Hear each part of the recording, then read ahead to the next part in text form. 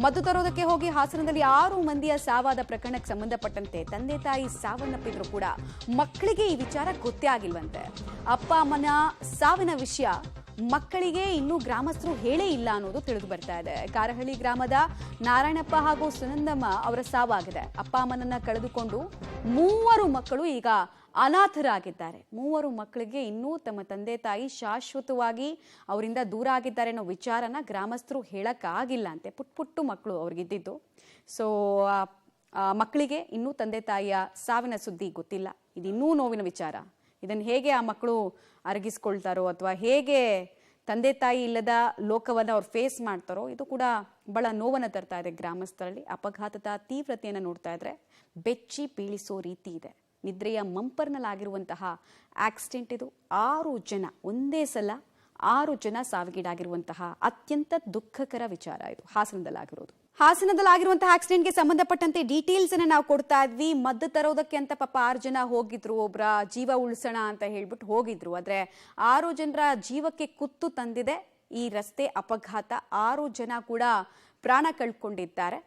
ಹೊರವಲಯದ ಈಚನಹಳ್ಳಿ ಬಳಿ ಇವತ್ತು ಬೆಳ್ಳಂಬೆಳಗ್ಗೆ ಕಾರು ಭೀಕರ ಅಪಘಾತಕ್ಕೆ ಈಡಾಗಿರುವಂಥದ್ದು. ಕಾರಿನಲ್ಲಿದ್ದಂಥವರು 6 ಜನ ಕೂಡ ಇವತ್ತು ದುರ್ಮರಣಕ್ಕೀಡಾಗಿದ್ದಾರೆ. ಹಾಗಾಗಿ ಅವರು ಮೃತರು ಇವತ್ತು ಬೆಂಗಳೂರು ಗ್ರಾಮಾಂತರ ಜಿಲ್ಲೆಯ ದೇವನಹಳ್ಳಿ ತಾಲೂಕಿನ ಕಾರಹಳ್ಳಿ ನಿವಾಸಿಗಳು ಅಂತಕ್ಕಂಥ ತಿಳಿದು ಬಂದಿರುವುದು. ಕಾರಹಳ್ಳಿ ಗ್ರಾಮದ ನಾರಾಯಣಪ್ಪ ಮತ್ತೆ ಆತನ ಪತ್ನಿ ಸುನಂದಮ್ಮ ಮೃತಪಟ್ಟಿರುವಂಥದ್ದು ಇಬ್ಬರು.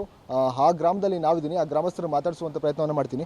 ಸರ್, ನಾರಾಯಣಪ್ಪನವರು ಮತ್ತು ಅವ್ರ ಪತ್ನಿ ಇಬ್ಬರು ಕೂಡ ತೀರ್ಕೊಂಡಿದ್ದಾರೆ. ಮತ್ತು ಅವ್ರ ಜೊತೆ ಸಂಬಂಧಿಕರು ಕೂಡ 6 ಜನ ತೀರ್ಕೊಂಡಿದ್ದಾರೆ. ಆ್ಯಕ್ಚುಲಿ ನಾರಾಯಣಪ್ಪನವರು ಏನು ಮಾಡ್ತೀರಿ, ಏನಕ್ಕೆ ಹೋಗಿದ್ರು ಸರ್, ಯಾವ ಕಡೆಗೆ? ಇಲ್ಲ, ನಾರಾಯಣಪ್ಪನವರು ಇದೇ ಗ್ರಾಮದ ವಾಸಿ. ಅವರ ಆರೋಗ್ಯದಲ್ಲಿ ವ್ಯತ್ಯಾಸ ಆಗಿತ್ತು. ಹಿಂದೆ ಅವ್ರಿಗೆ ಸ್ಟ್ರೋಕ್ ಆಗಿರೋ ಕಾರಣಕ್ಕೆ ಅವರು ಒಂದು ಹಿಂಗೆ ಅವರ ಸಂಬಂಧಿಕರ ಜೊತೆಯಲ್ಲಿ ಚಿಕಿತ್ಸೆ ಪಡೀಲಿಕ್ಕೆ ಅವರು ಕಾರವಾರದ ಕಡೆ ಹೋಗಿ ಬರುವಂಥ ಸಂದರ್ಭದಲ್ಲಿ ಹಾಸನ ಬಳಿ ಈ ರೀತಿ ಅಪಘಾತ ಆಗಿದೆ ಅನ್ನೋ ಸುದ್ದಿ ನಮಗೆ ಗೊತ್ತಾಗಿದೆ.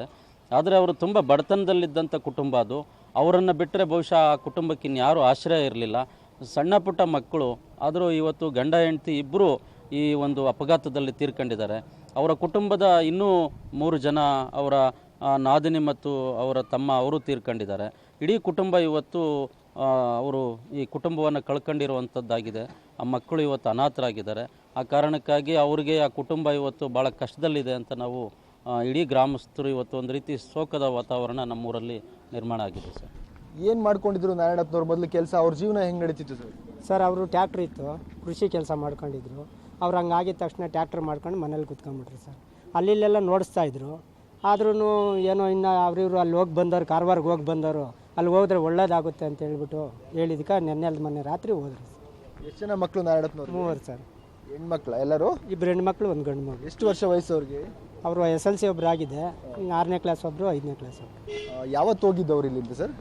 ಮೊನ್ನೆ ರಾತ್ರಿ ಸರ್, ಶುಕ್ರವಾರ ನೈಟ್. ಯಾರ್ಯಾರು ಅವ್ರ ಜೊತೆಲಿ ಬೇರೆ ಇದ್ದಿಲ್ಲ? ಅವ್ರು ಯಾರು? ಬೇರೆ ಅಂದರೆ ನಾರಾಯಣಪ್ಪ ತಂಗಿ ಗಂಡ, ತಂಗಿದೊಂದು 2 ವರ್ಷ ಮಗು. ಈ ವಿಚಾರ ಊರವರಿಗೆಲ್ಲ ಯಾವಾಗ ಗೊತ್ತಾಯ್ತು ಸರ್? ಬೆಳಗ್ಗೆ ಸರ್, ಬೆಳಗ್ಗೆ.